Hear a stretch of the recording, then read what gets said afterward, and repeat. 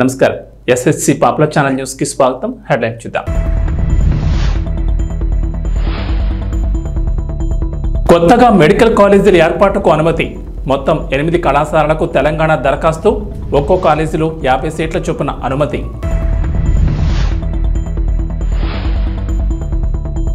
తెలంగాణలో కొత్త రేషన్ కార్డుల జారీకి కేబినెట్ సబ్ కమిటీ. ఓఆర్ఆర్ వరకు జీహెచ్ఎంసీ విస్తరణకు కేబినెట్ సబ్ కమిటీ.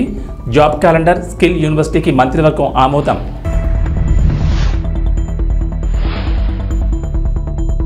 అమరావతి రైతులకు శుభవార్త.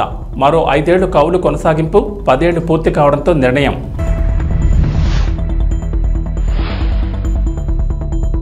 ఆంధ్రప్రదేశ్లో వరుసగా 2వ నెల కూడా రికార్డ్ బ్రేక్. ఒక్క రోజులోనే దాదాపుగా 98% పింఛన్లు పంపిణీ. సచివాలయ ఉద్యోగులతో విజయవంతంగా పంపిణీ.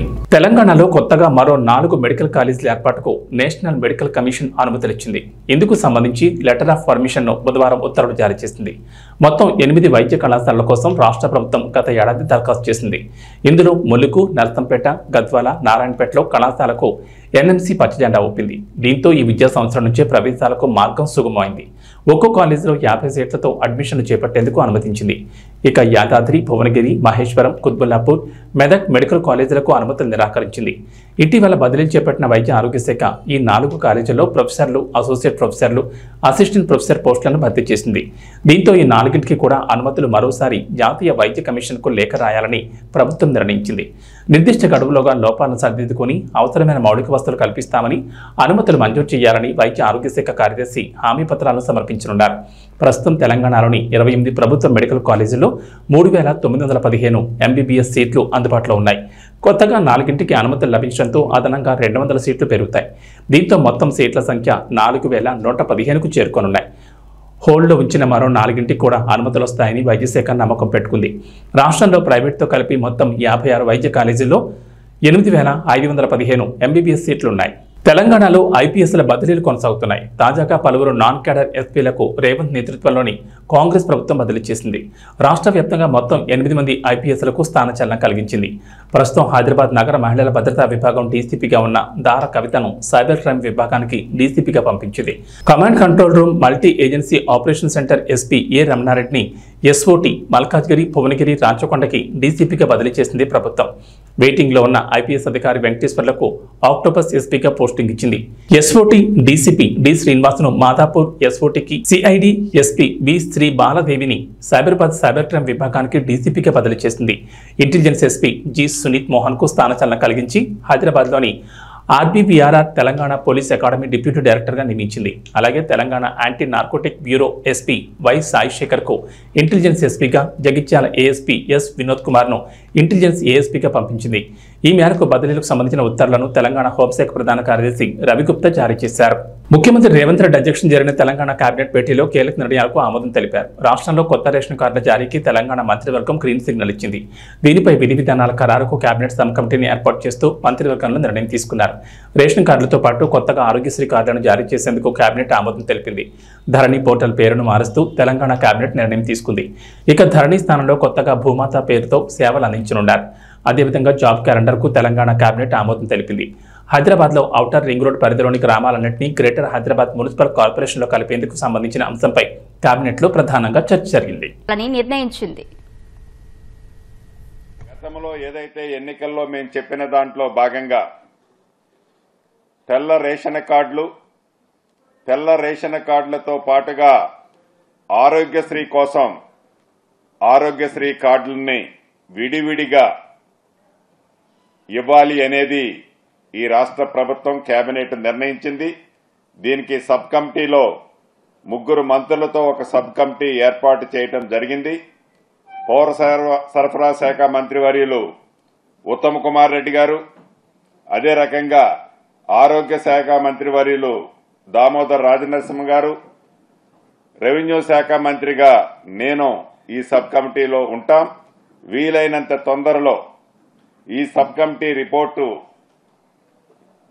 నివేదిక గవర్నమెంట్కి ఇచ్చి ఆ విధి విధానాలు ఫైనల్ చేసి తప్పకుండా అనుకున్న ప్రకారం ప్రతి పేదవాడికి, అర్హులైన ప్రతి పేదవాళ్లకి ఈ రాష్ట్ర ప్రభుత్వం తెల్ల రేషన్ కార్డు అదే రకంగా ఆరోగ్యశ్రీ కార్డును కూడా ఇవ్వాలని ఈరోజు గౌరవ ముఖ్యమంత్రి రేవంత్ రెడ్డి గారి సమక్షంలో జరిగిన కేబినెట్ లో నిర్ణయం తీసుకోవడం జరిగింది. ఆంధ్రప్రదేశ్ ప్రభుత్వం అమరావతి రైతులకు శుభవార్త చెప్పింది. రాజధాని అమరావతి నిర్మాణానికి భూ సమీకరణలో భూములిచ్చిన రైతులకు సంబంధించి కీలక ప్రకటన చేసింది. భూములిచ్చిన రైతులకు ఎకరానికి ఇస్తున్న వార్షిక కౌలు మరో 5 ఏళ్ల పాటు ప్రభుత్వం చెల్లించాలని నిర్ణయం తీసుకుంది. ఇప్పటి వరకు ఎకరానికి ఎంత కౌలు చెల్లిస్తున్నారో అంతే మొత్తాన్ని రైతులకు ఇస్తారు.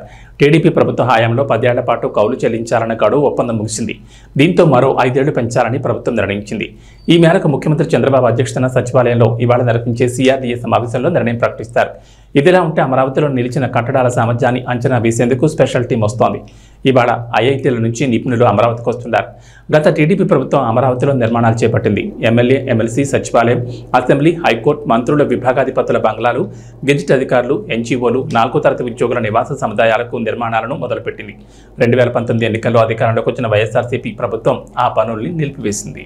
వైఎస్ఆర్సీపీ ప్రభుత్వంలో తెలుగు అకాడమీ చైర్పర్సన్ గా బాధ్యతలు నిర్వహించిన లక్ష్మీపార్వతికి చంద్రబాబు సర్కార్ షాక్ ఇచ్చింది. ఆమెకు గతంలో కేటాయించిన ఆంధ్ర విశ్వవిద్యాలయం ప్రొఫెసర్షిప్ హోదాను ఉపసంహరించుకున్నారు.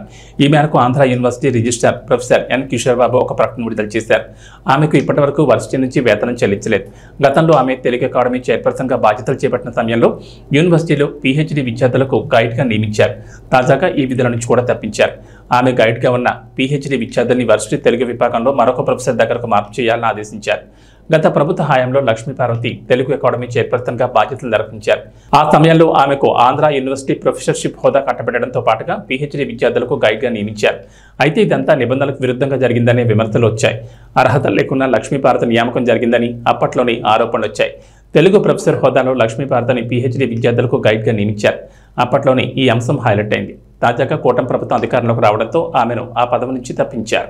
ఆంధ్రప్రదేశ్లో ఇటీవల భారీ వర్షాలు, వరదలు ముంచెత్తాయి. ముఖ్యంగా గోదావరి నదీ పరివాహక ప్రాంతాన్ని వరద చుట్టుముట్టింది. దీంతో ఇళ్లు విడిచి పునరావాస కేంద్రాలకు చేరిన కుటుంబాలను ఆదుకునేందుకు ప్రభుత్వం ముందుకొచ్చింది.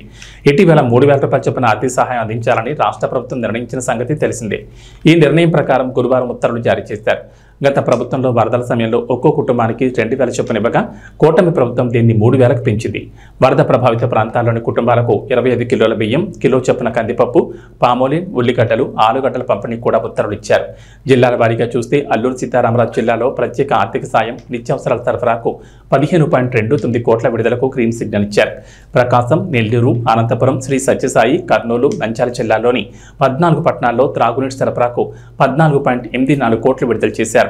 భారీ వర్షాలు, వరద ప్రభావిత 8 జిల్లాల్లో ఆహారం, పాలు, వైద్య సేవలు, త్రాగునీటి సరఫరా, పారిశుద్ధ్య చర్యల కోసం 26.50 కోట్లను ప్రభుత్వం మంజూరు చేసింది. 2023 ఖరీఫ్ పంట నష్టం, డిసెంబర్లో తుఫాన్ నష్టానికి సంబంధించి 442 కోట్లు, 847.22 కోట్ల చొప్పున విడుదల చేస్తూ గెజిట్ జారీ అయింది. ఆంధ్రప్రదేశ్లో చంద్రబాబు సర్కార్ సరికొత్త రికార్డు నమోదు చేసింది. రాష్ట్ర చరిత్రలో తొలిసారి ఈ రికార్డును అందుకున్నారు. ఎన్టీఆర్ భరోసా పథకం కింద పింఛన్లను వరుసగా 2వ నెలలో కూడా ముఖ్యమంత్రి చంద్రబాబు నుంచి మంత్రులు, ఎమ్మెల్యేలు, ఎమ్మెల్సీలు, ఇతర ప్రజాప్రతినిధులు లబ్ధిదారుల ఇళ్లకు వెళ్లి పింఛన్లు పంపిణీ చేశారు. గురువారం తెల్లవారుజామున 5 గంటలకే పంపిణీ ప్రారంభించగా వరుసగా 2వ నెల సచివాలయ ఉద్యోగులతో పింఛన్ల పంపిణీ చేపట్టారు. ఆంధ్రప్రదేశ్లో ఒక్క రోజులోనే 97.50% మంది లబ్ధిదారులకు పింఛన్లు పంపిణీ చేశారు. గత నెలతో పోలిస్తే ఇది సరికొత్త రికార్డు. ఇక ఆగస్టులో మొత్తం 64.82 లక్షల మందికి పింఛన్లు అందించేందుకు గాను 2,737 కోట్లను రాష్ట్ర ప్రభుత్వం విడుదల చేసింది. గురువారం రాత్రి 9 గంటల సమయానికి 63.18 లక్షల మందికి నగదు అందించారు. ముఖ్యమంత్రి చంద్రబాబు శ్రీ సత్యసాయి జిల్లా మడకసిర నియోజకవర్గంలోని గుండుమనలోని బీసీ, ఎస్సీ కాలనీలో పర్యటించారు. ముందుగా వితంతు ఓబుళమ్మ, వృద్ధుడు రామన్న ఇంటికి వెళ్లి వాళ్ళిద్దరికీ పింఛన్ను స్వయంగా అందజేశారు. ఎస్సీ ఎస్టీ వర్గీకరణపై సుప్రీంకోర్టు సంచలన తీర్పు ఇచ్చినందుకు ఎస్సీ ఎస్టీ వర్గీకరణ సమర్థనీయమని, ఎస్టీలు చాలా వెనుకబడిన వర్గాలుగా ఉన్నట్లు ఆధారాలున్నాయని చెప్పడం చాలా సంతోషమని డోన్ కాంగ్రెస్ పార్టీ సీనియర్ నాయకులు డాక్టర్ గార్లపాటి మద్దులెట్టి స్వామి హర్షం వ్యక్తం చేశారు.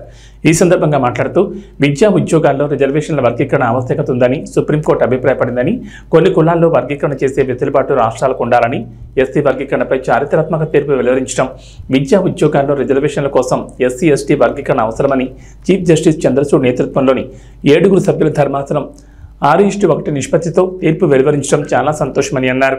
నమస్కారం. ఈరోజు ఎస్సీ వర్గీకరణ పైన సుప్రీంకోర్టు ధర్మాసనం 7 సభ్యుల ధర్మాసనం తీర్పు రాష్ట్రాలకు ఎస్సీ వర్గీకరణ చేసుకోవచ్చు అని చెప్పేసి ఒక అత్యున్నతమైనటువంటి తీర్పునివ్వడం ఎంతో సంతోషం.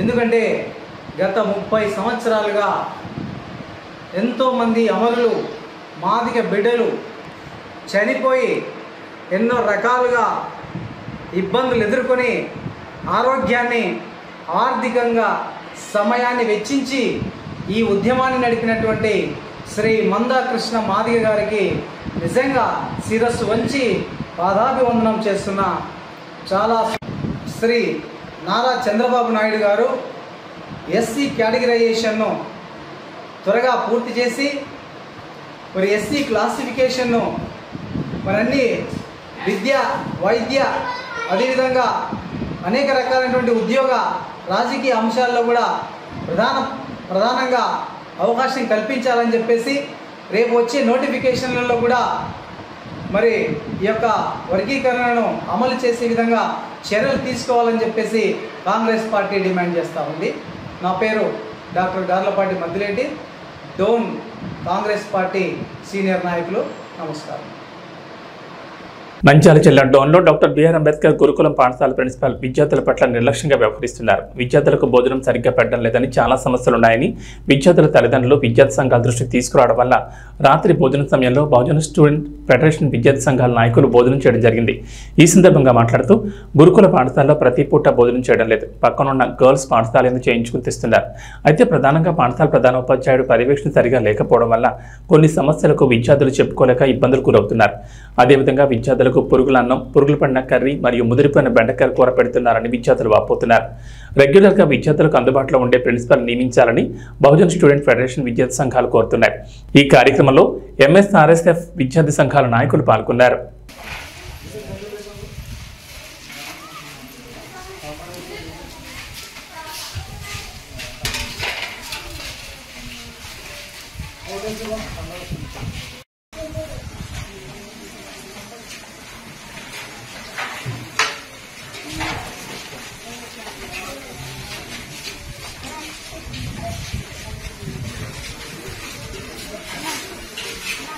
అన్నం ఎవరు పెడతారు బాబు? పెట్టండి అన్నం.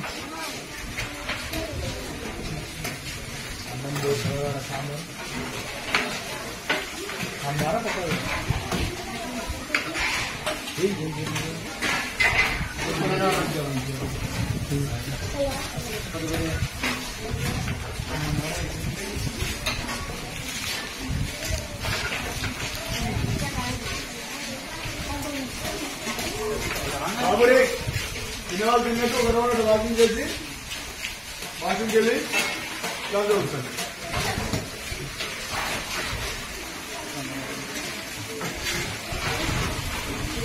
ఇవేం చూస్తున్నారు అప్పటి నుంచి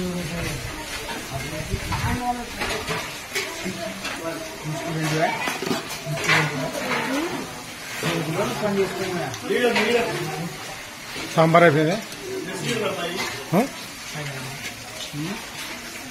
సాంబార్ అయిపోయింది. మరి ఇక్కడ పెడతా కదా పిల్లలు వేసుకునేది, ఆవిడ కింద పెడితే ఎట్లా? కారాలు అంటే తీసి పెడతా ఎట్లా? ఎక్కువ చేసుకోవాలా?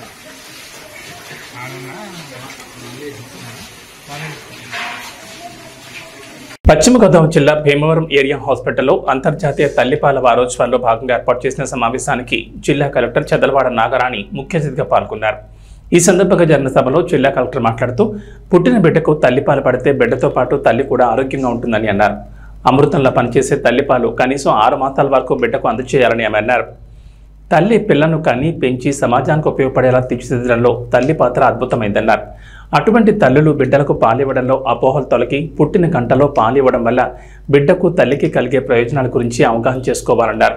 పుట్టిన బిడ్డకు గంటలోపే తల్లిపాలు ఇవ్వాలని సూచించారు. అమృతంలా పనిచేసే తల్లిపాలు బిడ్డకు 6 నెలలు అందిస్తే అవసరమైన పోషకాలు బిడ్డకు అందుతాయని అన్నారు. తల్లిపాలలో ముఖ్యమైన యాంటీబాడీస్ వృద్ధి చెంది బిడ్డలు ఆరోగ్యకరంగా ఉంటారని అన్నారు. తల్లిపాలకు దూరమైన పిల్లలకు నిమోనియా, డయేరియా వంటి వ్యాధులు బారిన పడే అవకాశం ఎక్కువగా ఉంటుందన్నారు. పాలిచ్చే తల్లులు, గర్భిణీ స్త్రీలు ఆరోగ్యంపై శ్రద్ధ పెట్టి ప్రభుత్వం అందిస్తున్న పౌష్టికాహారం తీసుకుని ఆరోగ్యవంతమైన సమాజ నిర్మాణానికి దోహదపడాలని జిల్లా కలెక్టర్ చదలవాడ నాగరాణి కోరారు. ఆగస్టు 1 నుండి 7వ తేదీ వరకు తల్లిపాల వారోత్సవాల సందర్భంగా తల్లిపాల విశిష్టతపై జిల్లాలో ప్రతి గ్రామంలో ప్రతి ఇంటింటికి వెళ్లి 7 రోజుల పాటు వైద్య ఆరోగ్య శాఖ, స్త్రీ శిశు సంక్షేమ శాఖ సమన్వయంతో అవగాహన కల్పించాలన్నారు. ప్రతి పిల్లలకు అమృతం అంటే తల్లిపాలు, వాటి విశిష్టతపై పాలిచ్చే తల్లులకు, కాబోయే తల్లులకు పూర్తిగా వివరించాలని తెలిపారు. జిల్లా వైద్య ఆరోగ్య శాఖ అధికారి డాక్టర్ డి మహేశ్వరరావు మాట్లాడుతూ తల్లిపాలు బిడ్డలకు టీకాల మాదిరిగా పనిచేస్తాయని, పిల్లలు దృఢత్వంగా ఆరోగ్యంగా పెరుగుతారని అన్నారు. జిల్లా స్త్రీ శిశు సంక్షేమ శాఖ అధికారి పి సుజాతారాణి మాట్లాడుతూ తల్లి బిడ్డకు ఏ సమయంలో పాలు ఇవ్వాలి, ఏ భంగిమలో ఇస్తే మంచిది అని క్షేత్రస్థాయిలోకి వెళ్లి మా శాఖ సిబ్బంది ద్వారా తెలియజేయడం జరుగుతుందని తెలిపారు. ఈ సంవత్సరం తల్లి బిడ్డల ఆరోగ్యం గురించి పాలిచ్చే తల్లులు అందరికీ మద్దతు ఇవ్వాలనే నినాదంతో అంతర్జాతీయ తల్లిపాల వారోత్సవాలు జరుపుకుంటున్నామని అన్నారు. ప్రయాణాల్లో ఉన్నవారికి, పనిచేసే కార్మికులకు జిల్లా కలెక్టర్ ఆదేశాలతో రైల్వే స్టేషన్లోనూ, బస్టాండ్లోనూ ఫీడింగ్ రూమ్లను ఏర్పాటు చేయడం జరుగుతుందని తెలిపారు. గర్భిణీలకు, బాలింతలకు వివిధ రకాల పాళ్లను జిల్లా కలెక్టర్ చేతుల మీదుగా అందించారు. తల్లిపాలు అమృతం, డబ్బా పాలు వద్దని ప్రతిజ్ఞ చేయించారు.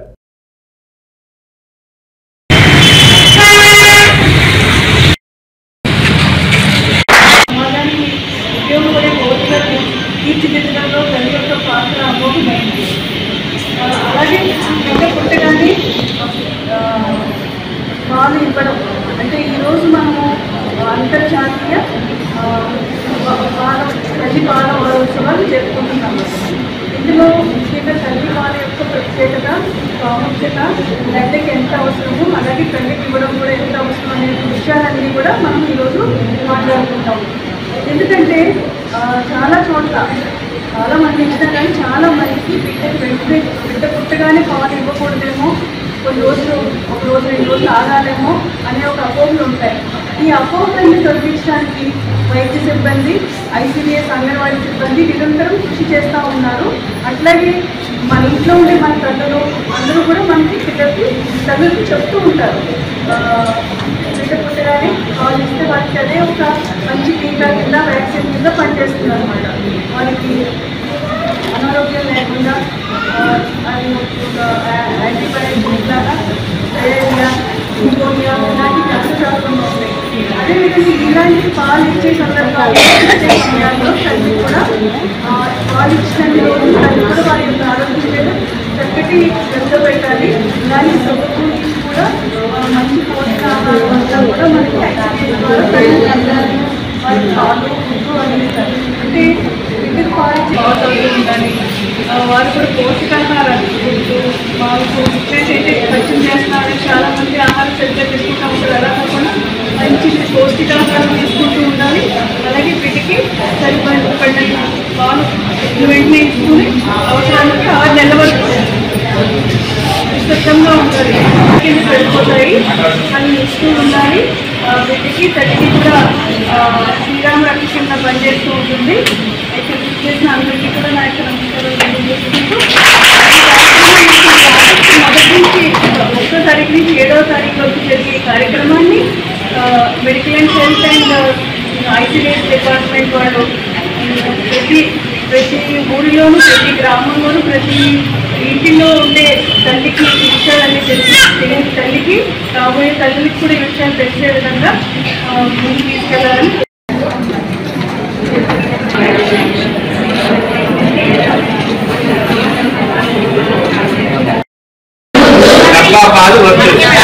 పర్యావరణ పరిరక్షణకు చెట్లు దోహదపడతాయని సిఐ సైదా అన్నారు. సిద్దిపేట జిల్లా గజ్వేల్ పోలీస్ స్టేషన్లో సిబ్బందితో కలిసి సిఐ సైదా మొక్కలు నాటారు. ఈ సందర్భంగా మాట్లాడుతూ ప్రతి ఒక్కరూ మొక్కలు నాటి వాటిని పరిరక్షించాల్సిన బాధ్యత ప్రతి ఒక్కరిపై ఉందన్నారు. వన మహోత్సవంలో భాగంగా పోలీస్ స్టేషన్ ప్రాంగణంలో మొక్కలు నాటడం జరిగిందని అన్నారు. పర్యావరణ పరిరక్షణకు చెట్లు దోహదపడతాయన్నారు. నేడు నాటిన మొక్కలు రేపటి వృక్షాలుగా మారి సమాజానికి మేలు కలిగే విధంగా చేస్తాయని, చెట్లు అమ్మ వంటివని, చెట్లను ప్రతి ఒక్కరూ పరిరక్షించాలని అన్నారు. ఈ కార్యక్రమంలో ఎస్ఐలు శంకర్, యాదగిరెడ్డి, ఏఎస్ఐ పాండరి, పిసి స్వామిగౌడ్, అమర్, భవానీ, స్వాతి, శ్రీలత తదితరులు పాల్గొన్నారు.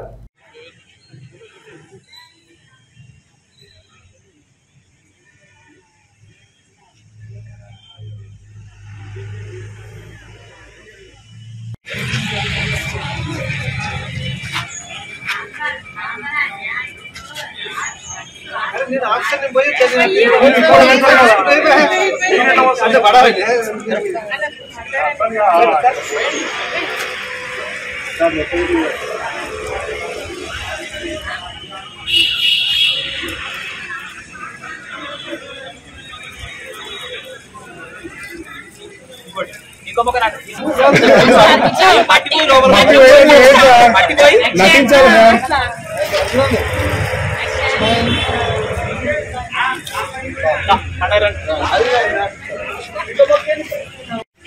గజ్వేల్ మండలంలో ఉన్నటువంటి ప్రజలందరికీ మా యొక్క పోలీసు వారి విజ్ఞప్తి. ఈరోజు మా గజ్వేల్ పోలీస్ స్టేషన్ లిమిట్స్లో పోలీస్ స్టేషన్ ఆవరణలో మనోత్సవంలో భాగంగా మొక్కలను మేమందరం నాటాము. మా యొక్క సిబ్బంది, నేను ఇన్స్పెక్టర్ గారిని, మరి నాతో పాటు ఎస్ఐలు, ఏఎస్ఐలు, మరి మా ఉమెన్ స్టాఫ్ అందరూ కూడా మొక్కలను నాటాము. అందులో భాగంగానే తమరు కూడా మీ వంతుగా ప్రతి ఒక్కరు మన గజ్వేల్ టౌన్లో ప్రతి ఒక్క ఇంటి ముందు ఓపెన్ ప్లేస్ ఉన్నట్లయితే రోడ్ల పక్కన ఎక్కడున్న పొలాల దగ్గర కూడా ప్రతి ఒక్కరు మనకు పర్యావరణానికి ఎటువంటి ఇబ్బంది కాకుండా ఉండాలంటే, ఫ్యూచర్లో మనందరం బాగుండాలనుకుంటే మన మొక్కలు నాటాల్సి వస్తుంది. కాబట్టి ప్రతి ఒక్కరికి పేరు పేరున తెలియపరుస్తున్నాను. కంపల్సరీ అందరూ కూడా మొక్కలు నాటవలసిందిగా మా యొక్క విజ్ఞప్తి. ప్రస్తుతం సమాజంలో పిల్లలపై కూడా ఎన్నో అఘాయిత్యాలు జరుగుతున్నాయి. ఆడ మగ అనే తేడా లేకుండా పిల్లలపై కూడా కొంతమంది నీచులు లైంగిక దాడి చేస్తున్నారు. దీనిపై సింగర్ చిన్మయ్ సోషల్ మీడియాలో గట్టిగానే పోరాటం చేస్తోంది. అయితే ఇటీవల తన భర్త రాహుల్ రవీంద్రన్ బిడ్డకి మధ్య జరిగిన ఓ ఇన్సిడెంట్ గురించి చిన్మయ్ సోషల్ మీడియాలో పోస్ట్ చేయడం పెద్ద దుమారం రేపింది. దీంతో చిన్మయ్పై చాలా మంది ట్రోల్ చేస్తున్నారు. తండ్రి కూతుల బంధాన్ని కూడా ఇంత నీచంగా చూస్తావా అంటూ చిన్మయ్పై ఫైర్ అవుతున్నారు. మరోవైపు చిన్మయ్ మాత్రం తన వాదనను బలంగా వినిపిస్తూ పలువురు బాధితుల పోస్టులను షేర్ చేస్తున్నారు. ఇక తాజాగా ఈ వివాదంపై ప్రముఖ సైకియాట్రిస్ట్ మిరియాల శ్రీకాంత్ తన అభిప్రాయాన్ని, విశ్లేషణను సోషల్ మీడియాలో షేర్ చేశారు. స్పర్శ, దీనిపై గత వారం రోజులుగా జరుగుతున్న దుమారం నేను చూస్తున్నాను. పిల్లల శారీరక మానసిక వికాసానికి కరచాలనం, కౌకలింతలు, మర్దన, స్పర్శతో కూడిన ఆటలు, కబడ్డీ వంటివి, కితకితలు, అభినందనతో కూడిన వీపు చరచడం ఇవన్నీ అవసరం. అవి తప్పు కూడా కాదు. అయితే పిల్లలు కొన్నిసార్లు కొన్ని రకాల స్పర్శల్ని వద్దనుకుంటారు. దాన్ని తల తిప్పడం ద్వారా, చేత్తో తొయ్యడం ద్వారా, వద్దని చెప్పడం ద్వారా తెలియజేస్తారు. దాన్ని మనం గౌరవించాలి. కానీ అలా అని అది ఎప్పటికీ ఇష్టం కాదని కాదు, మళ్ళీ ప్రయత్నించవచ్చు. ఇక పిల్లలకి పళ్ళు తోమడం, స్నానం చేయడం, బట్టలు మార్చడం వంటివి వాళ్ళు వద్దన్నా చేస్తాం. కానీ అవి చేసే ముందు నేను ఇది చేస్తున్నానని చెప్పడం, సబ్బు వాళ్ళనే రాసుకోమనడం, బట్టలు ఎంచుకోమనడం ద్వారా వాళ్ళకి ఆసక్తిని కలిగించవచ్చు. కానీ కొన్నిసార్లు పిల్లలు బాగా చిరాగ్గా ఉన్నప్పుడు వాళ్ళని ఏ పనికి బలవంతం చేయకూడదు. ఒక 2 నిమిషాలు ఆగి వాళ్ళు కుదురుపడ్డాక ప్రయత్నించవచ్చు అంటూ శ్రీకాంత్ చెప్పారు. పిల్లలకి ముందుగానే 3 ఏళ్ల వయసులో ఉన్నప్పుడే ఎక్కడెక్కడ ముట్టకూడని ప్రదేశాలు అన్నది ఒక బొమ్మ ద్వారా చెప్పచ్చు. పెదాలపై ముద్దు, ఛాతీ, పిరుతులు, తొడలి లోపలి భాగం, జననేంద్రియాలు ముట్టడం నిషిద్ధమని ముందుగానే చెప్పాలి. స్నానం చేసేటప్పుడు, శుభ్రపరిచేటప్పుడు, వైద్యుడు పరీక్షించేటప్పుడు తప్ప ఇంకెప్పుడు ఏ సందర్భంలోనూ అక్కడ ముట్టాల్సిన అవసరం లేదు. ముఖ్యంగా ఆట పట్టించడానికి అన్నట్లుగా తల్లిదండ్రులే కాదు, ఇంకెవరు కూడా జననేంద్రియాలు ముట్టకూడదు. అపరిచితుల బొడిలో కూర్చోబెట్టుకోవడం, వాళ్ల బుగ్గలకు వెళ్ళడం, భుజాలు పిసకడం వంటివి మంచిది కాదు అంటూ క్లారిటీ ఇచ్చారు. ఒలింపిక్స్ క్రీడలు జరుగుతున్న ప్యారిస్ నగరంలో ఇప్పుడు ఇండియా హౌస్ ప్రత్యేక ఆకర్షణగా నిలుస్తోంది. భారత అథ్లెట్లకు భారతీయ వంటకాలను అందించడం, సన్నద్ధత కోసం ఏర్పాట్లు చేసిన ఇండియా హౌస్ విదేశీ ఆటగాళ్లను అమితంగా ఆకర్షిస్తోంది. విశ్వ క్రీడల్లో పాల్గొనేందుకు వివిధ దేశాల నుంచి వచ్చిన క్రీడాకారులు మన ఇండియా హౌస్లో భారతీయ రుచులను ఆస్వాదించడమే కాకుండా యోగా చేస్తూ, బాలీవుడ్ పాటలకు డాన్స్ చేస్తూ ఆహ్లాదం పొందుతున్నారు. ఒత్తిడిని దూరం చేసుకుంటున్నారు. ఆసియాలోని అత్యంత ధనవంతుడైన రిలయన్స్ ఇండస్ట్రీస్ అధినేత ముఖేష్ అంబానీ సతీమణి నీతా అంబానీ ఈ ఇండియా హౌస్ను ఏర్పాటు చేశారు. ప్రస్తుతం ఆమె ఇంటర్నేషనల్ ఒలింపిక్స్ కమిటీ సభ్యురాలుగా కొనసాగుతున్న సంగతి తెలిసిందే. భారతీయ సంస్కృతి సంప్రదాయాలకు ప్రతీకగా ఇండియా హౌస్ను ఏర్పాటు చేశామని నీతా అంబానీ తెలిపారు. ఇక్కడ కాశ్మీర్, బనారస్ నుంచి తీసుకొచ్చిన కళాకృతులు, హస్తకళలు, భారత సంప్రదాయ ఆభరణాలను ప్రదర్శనకు ఉంచారు. విదేశీ అథ్లెట్లు, పర్యాటకులను ఇవి విశేషంగా ఆకట్టుకుంటున్నాయి. కళాకారుల నృత్యాలకు కాలు కదిపి డాన్స్ చేస్తున్నారు. ప్యారిస్ ఒలింపిక్స్ ప్రారంభమైన మరుసటి రోజే లా విల్లెట్ ప్రాంతంలో ఇండియా హౌస్ను ప్రారంభించారు. ఇండియన్ ఒలింపిక్స్ అసోసియేషన్ అధ్యక్షురాలు PT Usha, BCCI secretary Jay Shah, Olympics స్వర్ణ పతక విజేత అభినవ్ బింద్రాతో పాటు పలువురు ప్రముఖులు ఈ ప్రారంభోత్సవానికి హాజరయ్యారు. ఆగస్టు 11 వరకు ఇండియా హౌస్ను సందర్శకులు వీక్షించవచ్చు. ఏబీ బులెటిన్ విశేషాలు. నమస్కారం.